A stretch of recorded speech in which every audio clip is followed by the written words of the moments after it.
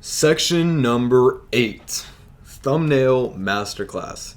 So, if you don't already know what a thumbnail is, it's these images that show up before you click on a video, right? So all these are thumbnails. And so many people struggle with making thumbnails. It's crazy, right? And so if I were you, I would watch this video a few times. Take as many notes as you possibly can on this single video because so many people struggle with this. And I think one of the reasons they struggle with thumbnails so much is because they don't understand how important they are. Thumbnails are just as important as the video, if not more important. So it's absolutely crucial that you learn what it takes to master this seemingly simple skill, right? Because there's a lot of things that go into making a good thumbnail that you would probably never think of. And it's also important to learn why so many beginners fail to create high click-through rate thumbnails. So the reason I would argue that thumbnails are even more important than the actual video is because without a good thumbnail, it doesn't matter how good your video is. It doesn't matter if you have the best video in the world. If the thumbnail is terrible, nobody's going to click on it. Nobody's going to watch it, right? And we'll go back to the bridge example that we used with audience retention. So along with audience retention, click-through rate is also one of the most important elements. And again, remember the bridge example. The viewer, they see the thumbnail and title, before they actually watch the first 3 to 5 seconds to determine if they're, going to make it through the rest of the video. But before they can even get to that point of watching the video, the thumbnail has to be able to grab their attention and be good enough so that they even give you the time of day, because people are busy, right? People have lives, and although they're probably procrastinating on YouTube watching videos, there's millions of videos on YouTube. And just put yourself in the shoes of a viewer, and also think about how you watch videos yourself on YouTube. Anytime you're on YouTube, look at how many different videos are on here. Look at how many different thumbnails. So, when people are scrolling on the homepage, for example, most people aren't even going to look at your thumbnail. And if they do, they're only given it a slight glance. And in order for people to even give you that, half a second glance, it has to visually stand out. And think about it as a competition, right? You see all these other videos on here. You're competing against everyone else to get a viewer, right? In the search videos, suggested videos, the homepage, basically everywhere. And so you should always aim to make each thumbnail you make better than the ones you see on similar channels. And remember, thumbnails are what directly impact your click-through rate. So if you have a low click-through rate, you're not going to go viral. You're not going to get any views. And click-through rate is so important. A lot of people overlook click-through rate. It's so important when it comes to going viral. And you got to remember, it doesn't matter how good your video is. It doesn't matter. You can have the greatest video on YouTube, but unless you can convince someone to click on your video out of all these other videos on here that, and they're only taking a half a second glance at most, in order for them to pick your video over someone else's, you have to stand out. You have to stand out and be better than your competition. So what you can actually do is just go to the YouTube homepage in a private window so that the search results aren't actually influenced by your watch history, and take note of which thumbnails are grabbing your attention the most. Ask yourself, why did that grab my attention? What grabbed your attention? And so I want to get into what makes a thumbnail a good thumbnail. And you should take notes here. So sensory information taken in by the left side of the body is transferred to the right side of the brain, and it processes it there, right? And it goes the other way around. So what that means is any images on the left side of a thumbnail are processed more quickly than those on the right. Our eyes move left to right, top to bottom. And so orienting the elements in your thumbnail correctly can make or break your video success, right? So in this one, people see this man jumping off and they're like, oh my gosh, and boom, think about it as you're reading, right? You would never write a sentence backwards. You don't read backwards, and nobody looks at images backwards subconsciously. So your thumbnails should almost be telling a story from left to right, right? People are going to be reading your thumbnails left to right. So use that to your advantage. And if we go over here and look at examples, right, we see this: biggest mega projects in the world, now and then the future. Right? It's very clear. before and after. People see Mr. Beast in the thumbnail right away, and then they see this $10 million lottery ticket, and they're like, oh my gosh, he actually won, because the title says, I spent $1 million on lottery tickets and won. Right? Again, these thumbnails, they see someone jumping off a bridge, and they're like, oh my gosh, it's Mr. Beast. Or here's the popular YouTuber Preston, and like, oh my gosh, he found the Grinch in real life. But so remember that. Most important information goes on the left side of the thumbnail, and think about it as if you're reading a sentence. You would never read backwards, and nobody reads an image backwards either. They look at it from left to right. And you can also use human psychology to your advantage. Right, we see Mr. Beast here. If we go look at his channel, every single one of his videos has his face in it, making some kind of expression. And so when people are, looking at thumbnails on YouTube, you might not realize it, but everyone makes micro expressions subconsciously, right? An involuntary response to something we experience in a fraction of a second. And so the 7 strongest are disgust, sadness, anger, happiness, contempt, fear, and surprise. Right, and Mr. Beast does a great job of this as well. Right, he's happy here. He looks pretty scared here because there's a shark chasing after him. Right, and so not all thumbnails are going to have a face in them, but if they do, it's important that you remember these emotions. Right, add emotion to the thumbnail, and when you do, it'll instantly translate to people without the need for extra text. And again, doing this has been proven time and time again to substantially increase views. Also, you want to have a primary element that stands out. Every single high click-through rate thumbnail has one thing in common. They have at least one primary element standing out. It could be a person, a scary ghost, a house, $1 million in cash, right? Cars, right? At least one, but you can have up to 3. So these 2 thumbnails, there's 2 primary elements in this thumbnail. Elon Musk and a bunch of cars. This person looking scared to death and whatever this ghost is, right? And you can go look at Mr. Beast as well. Mr. Beast with a shocked, looking face and a triangle.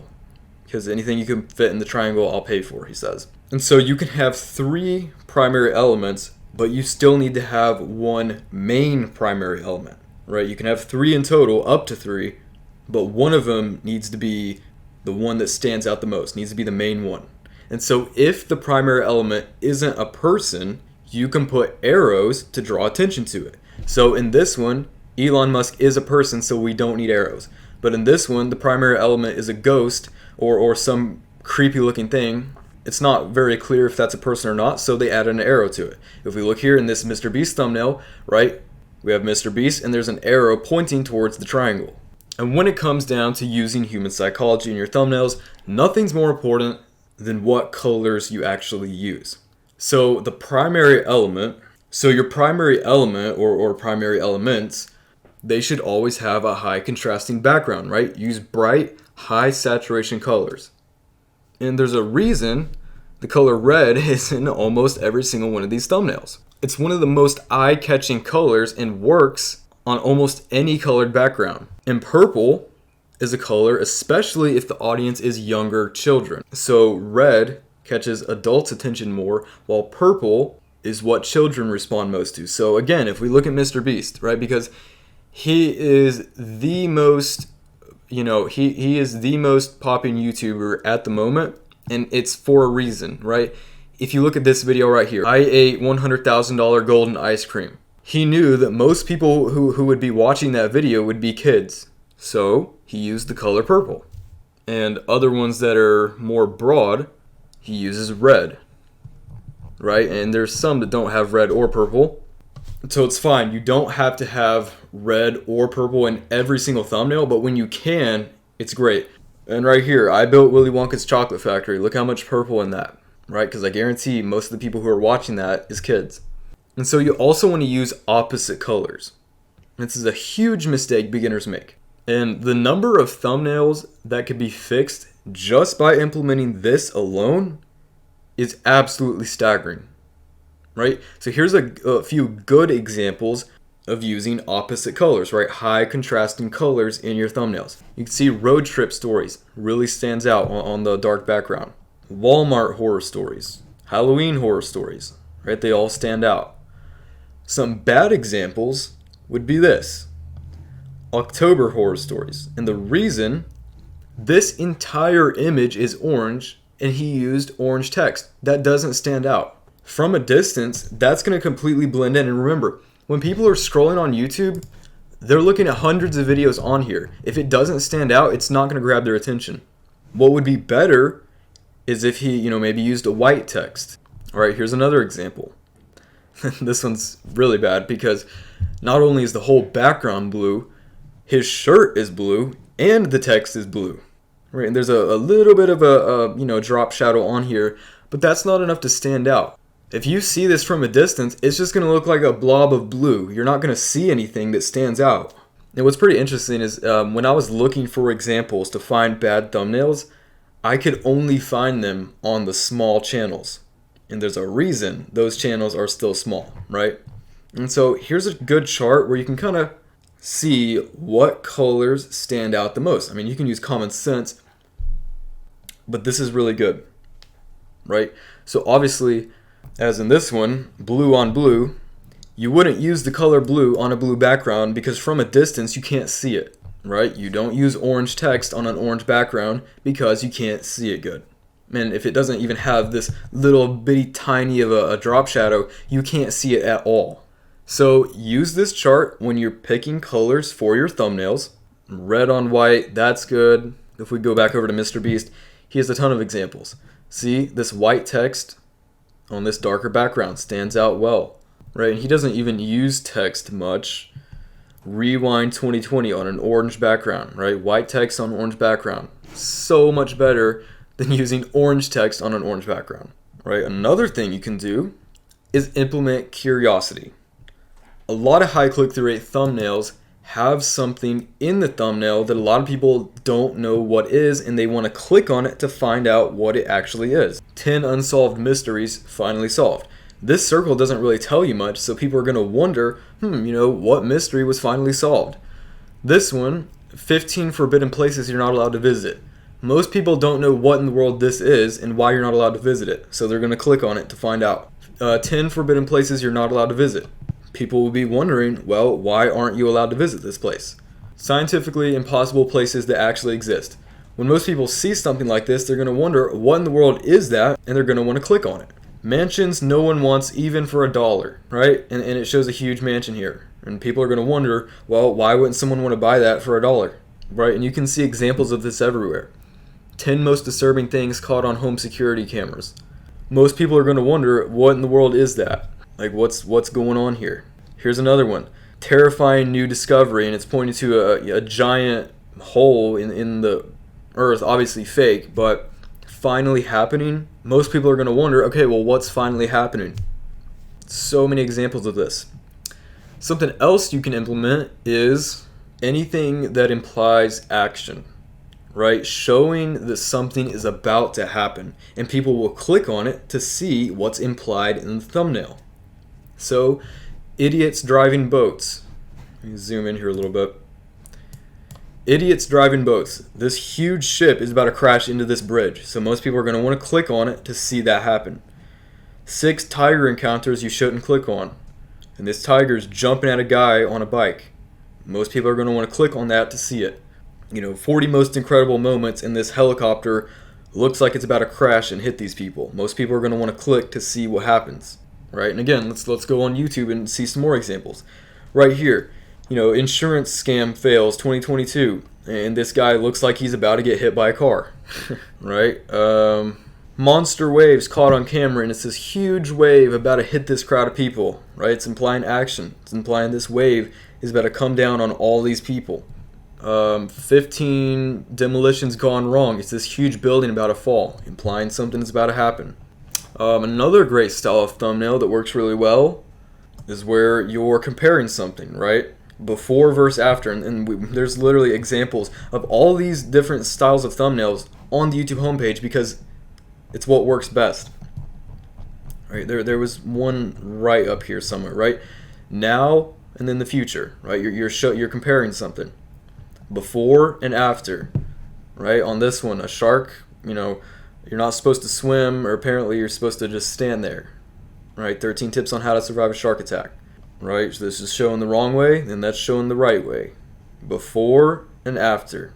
And then even Mr. Beast uses this as well. There was one, right? Before and after. He cleaned the world's dirtiest beach. Before, after. And then if you're going to use text in your thumbnail, it's not a bad thing, but you always want to keep it to a minimum. And preferably use no text at all.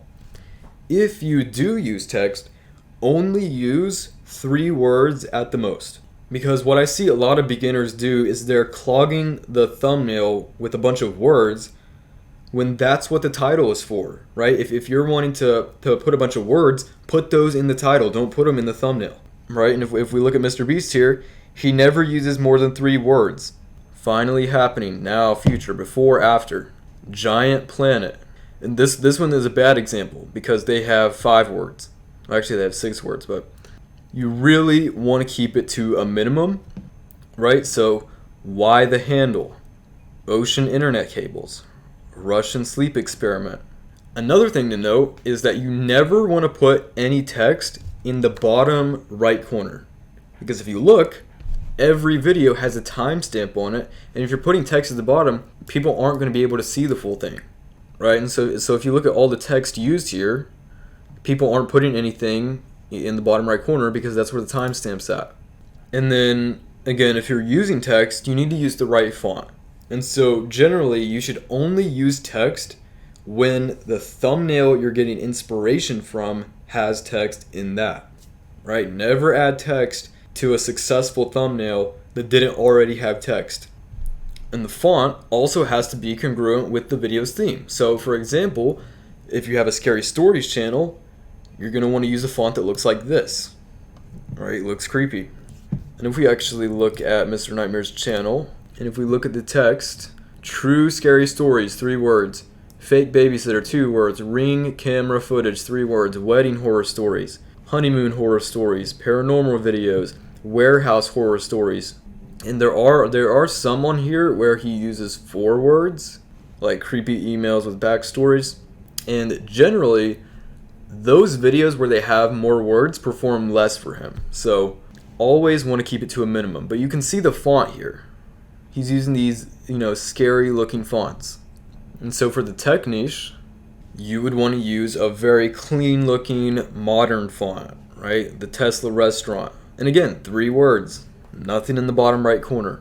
And so whenever you're making thumbnails that have text in them, I want you to post them inside of the private Facebook group so that you can have my approval.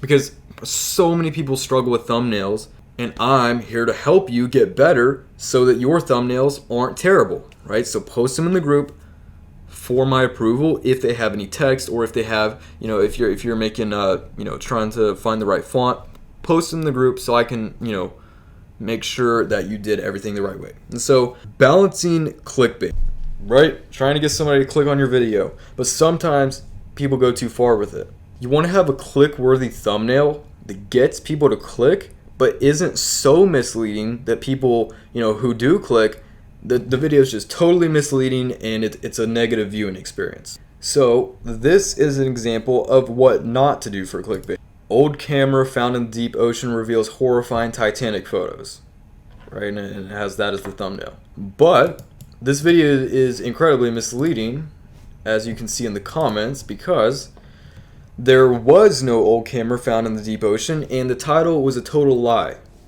right? Everyone was upset in the comments. Again, before they removed dislikes, it had over 100,000 dislikes. So that's taking it way too far with clickbait and can actually get you banned on YouTube. So never be so misleading that you're just making people mad. So now I want to look at some good and bad examples of thumbnails. So this is a bad example. Best top 10 places to visit in Poland. Way too much text, and you can barely see that. That's not going to stand out. This one is good. Poland, best 10 places, right? And it has more beautiful photos here than this, whatever this is. Bad example. Top 10 richest YouTubers. There's way too many people in this picture. Good example. Only 2 people here, and there's a giant mansion behind them showing how rich they are. And a lot of the people in this thumbnail, I don't even know who these people are, so they're not very recognizable. Here we have Mr. Beast Logan Paul, two of the biggest YouTubers. Bad example is 3 point something other. They didn't even that's not even the right way to type that number in the first place. But it's just terrible, right? Don't use emojis in your thumbnails. It's a weird font, looks terrible, and the background is just weird, and the plane is barely visible. This is a good one, right? Very bright, easy to see, easy to read text. 1, 2, 3, 3 words, not too much going on, perfect. And so how do you make thumbnails better? Well, for one, going over the list of things in this section and making sure you include those in your thumbnail, right? As many as possible. Like I said, not every thumbnail can have an element of curiosity. Not every thumbnail can imply action, but when you can, do it, right? Do everything that you can from this list, apply that to your thumbnail, and it will be better. And you can also, look at the video you're taking inspiration from and see what mistakes they made. So, for example, there was one down here. Right, let's just go to Mr. Nightmare's channel, and let's pick this one here. So let's say you're remaking this thumbnail, and then you notice, wait a second, Dylan said you should only put 3 words, but this guy used 4 words, right? So there you go, that's an improvement. Remake the thumbnail, but only put 3 words, right? So maybe instead of creepy emails with backstories, you could just put true creepy emails. Right, or in this one, trick or treat, that text could stand out a little better, right? I would make maybe the background a little darker on this side. So boom, there you go. That would also be an improvement. Or, let's say they put the most important part on the right side when it actually should go on the left side. You could just switch it around and make it correct. And so not every thumbnail can be made better. Sometimes a lot of these channels know what they're doing. They know of every single strategy, and you can't actually make it any better.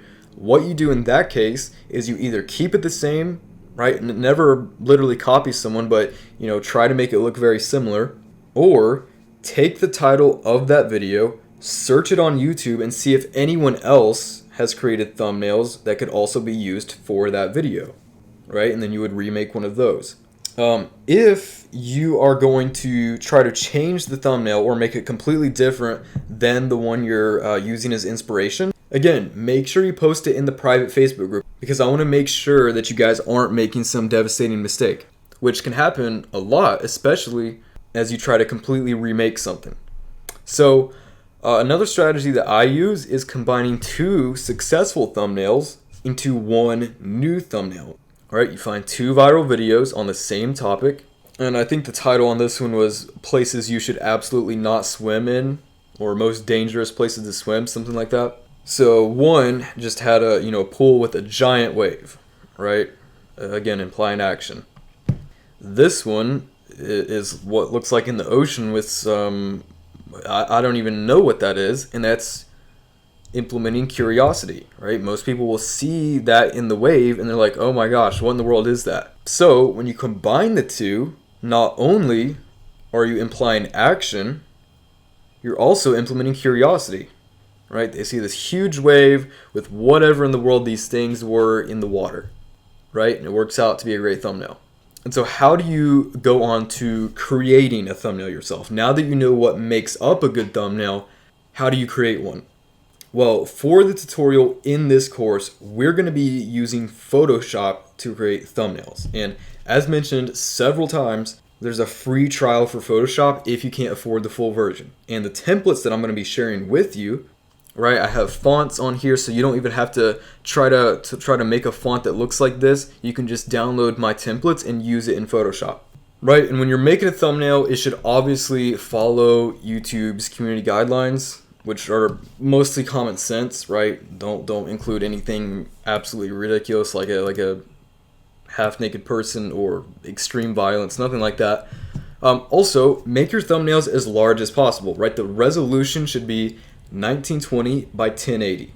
Make sure they're in a PNG format, and make sure they're smaller than 2 megabytes. Right, and then here's just some stuff to be aware of. Right, sometimes if your thumbnail is a little too extreme, but doesn't entirely violate the guidelines, what happens is YouTube will actually just age restrict the video. Or they may completely remove the thumbnail, but it won't majorly impact your channel. So don't put naked people in the thumbnail. Don't put violent stuff, guns, nothing like that. Don't write explicit text, right? And most of this stuff is common sense, right? So now all that's out of the way, for beginners, it's always good to practice making thumbnails so that you can become more familiar with the process, right? And so have fun with this. Post some in the group for feedback. You know, we'll rate your thumbnails. We'll tell you what you can improve on. And in this same section, I'm going to be creating a few so that you can see how to do it using the templates that I give you. But you should still practice. You know, make a few, post them in the group, and let us see them. Let us tell you if you did a great job or not. Because again, thumbnails, I would argue, are more important than the actual video. So if you don't take this seriously, then you might as well not even try with anything else in the course. Because again, if people aren't compelled to click by your thumbnail, it does not matter how good your video is. It doesn't matter what keywords you use. It doesn't matter what else you do if the thumbnail is terrible. They're not going to click on it. Right, so before we download the templates, three small things to remember. When making thumbnails in Photoshop, you never want to delete your Photoshop files. And the reason for this is because you can actually go back into those files and, you know, grab a certain text that you use or grab an image or grab this or that without having to create the whole thing again.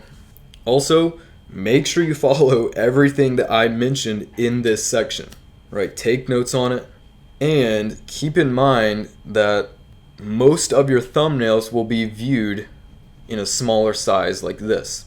So you want to make sure everything's very easy to read, everything is very clear and visible. So to claim your thumbnail templates, which include, you know, text, different cool fonts that you can use, a bunch of arrows, circles, files from real thumbnails I've made that you can just copy for yourself, and so much more, click this link right here. And again, this will be in the Chapter 3 PDF, which you can download for yourself in the introduction section of this course. All right, so once you download that folder, it's going to look exactly like this. And inside, you're going to find all kinds of files, right? You're going to find some scary stories text, other cool looking text, and a bunch of arrows and a circle and stuff. So pay attention here because I'm about to show you how to make a perfect looking thumbnail. So first of all, to find the video that you're taking inspiration from. So we'll do the dashcam video, but I want to make a few examples. So first,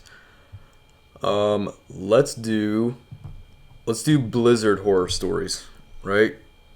So we have this thumbnail here. And so again, you're not just going to copy people, so you need to find an original background. So let's go to pixabay.com and Blizzard, right? Bunch of stuff on here. Let's actually do, let's bring this full thing up. Let's do Storm. And usually the images, you don't want to use the images because these look way too fake. Right? I could see how someone would have the idea like, oh, well, you know, that looks pretty scary. Couldn't you just use this? Well, no, it looks fake. It looks like a stock picture, which it is. But go to videos. What you want to do, the videos look a lot more realistic. And I would take one from one of these videos, right? There's so many here. I'm getting so many ideas. So for a Blizzard, I think I'll use that one, but let's make sure there's no more. Alright, so for Blizzard, we'll use this one. Alright, so what you're going to do, remember how I talked about snipping tool. If you're on Mac, you're going to have to find some way to take a screenshot of this. So I'm going to play this, open up the snipping tool, and take a screenshot of this. And boom, there we go. So now you're going to open up Photoshop. You're going to go to File, New. It doesn't matter what you call it, but you need to do 1920 pixels by 1080 pixels. Resolution needs to be 300. And just give that a white background. And so boom, there we go. Fresh start. So you're going to click this lock to unlock the layer. Then you're going to paste your image in that you just got, and you're going to scale it to size. Alright, so that looks good. There we go. So it needs a lot of work. So we're going to grab a text here, whichever one you think looks best. All these will work. Just make sure you use one of these though. We'll use this one and just type in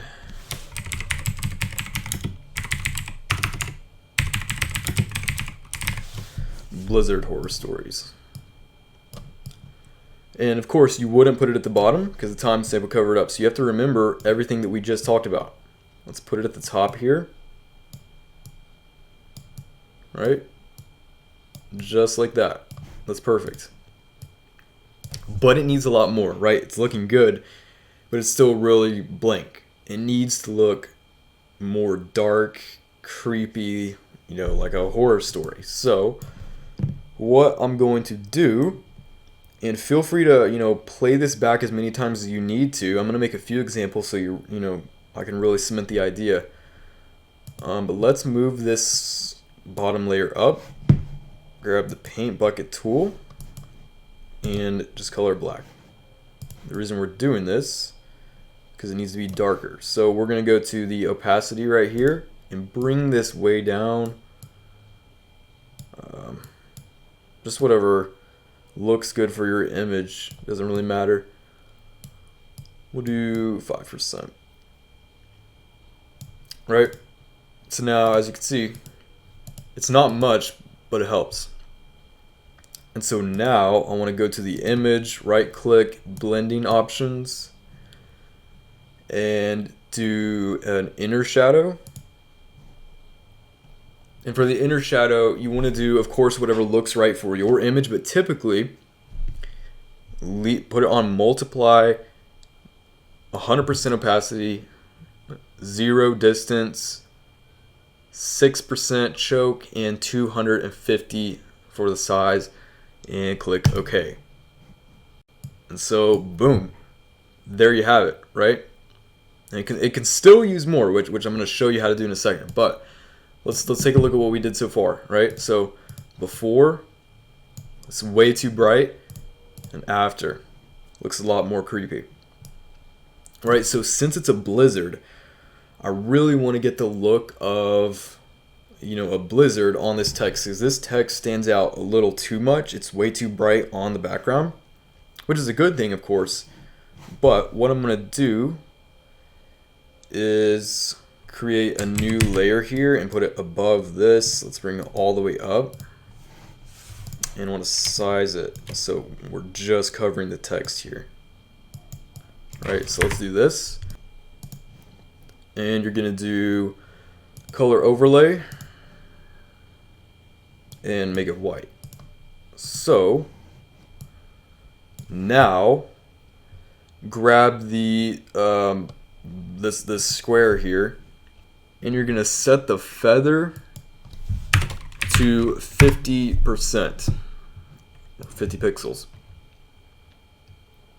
Right, and I would just start from the bottom here and delete that a few times. So now, when we stretch this out and bring it way up, we have, right, more of a blizzard look.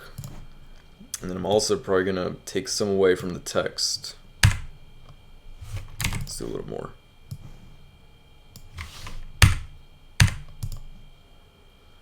So, boom. That's going to do it, right? You don't need to put any more effort than that. That took me like 5 minutes to do. And as you can see, we'll do a before and after, even just without that. Anything you can do to make it fit the theme of whatever you're doing. So if it's scary, you need to make it look dark and scary looking. Right? So we added, right, this is the before, we added all this stuff to make it look better. So there you have it. That's example number 1, and let's make another one. Right, so let's say you're doing road trip horror stories. Let's just type driving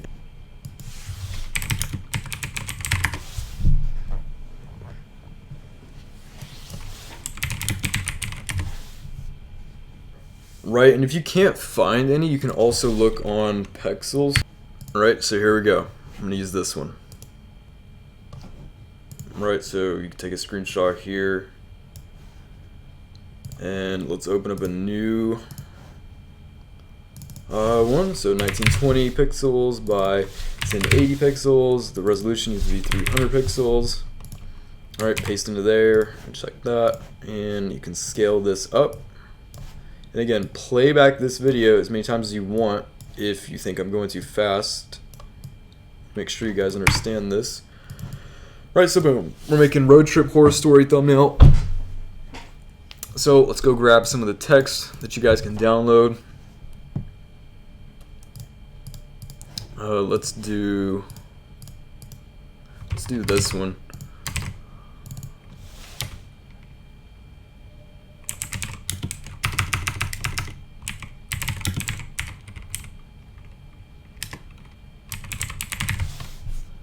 Right, so road trip stories, we'll put this one up in the corner here. Just like that. Again, you always want to add, if you're making scary thumbnails that is, add a shadow so it's even darker. And boom, it's as simple as that. We might actually, scale this up just a little bit more.